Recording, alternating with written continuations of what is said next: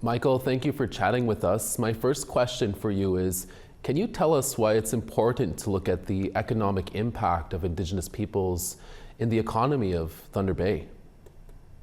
Well, that's a very good question. It's a question we get posed lots about it. What is the purpose and what is the why behind the study? So I would say that it's going to provide a clear picture of the economic role Indigenous businesses and organizations play within the local GDP of Thunder Bay, which is often probably underestimated and overlooked.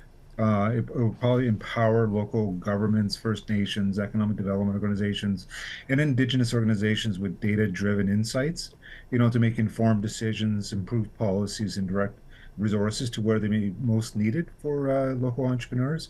And probably it will highlight the Indigenous contributions to the economy, challenging stereotypes, fostering a great appreciation of the Indigenous-led economic growth for the community.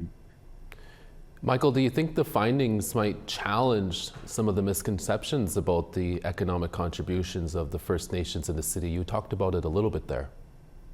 Yeah, so we're looking at the number of Indigenous organizations within Thunder Bay, which there are many, or much more than probably most people realize, and the size of those. I mean, there's one tribal council that's over 500 employees, and we have provincial-wide organizations like the Ontario Native Women's Association, that's up to 200 employees. So it's going to challenge, plus a number of students, Indigenous students, right from high school, from Dennis Comarty High School to the Confederation College to Lakehead University that has probably 1,000 Indigenous students from all over Canada that attends this. So they make an economic contribution to the local economy. Do you think there's a chance the survey's findings could lead to some economic reconciliation? And if so, what kind? Well, that's a very good question.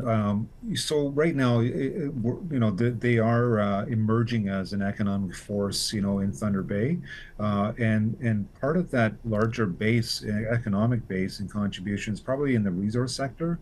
So the industry players are probably looking at joint ventures and partnerships, even direct investments in some of these ventures that the First Nations and Indigenous entrepreneurs are making. So yes, I can see economic reconciliation initiatives coming out of this report.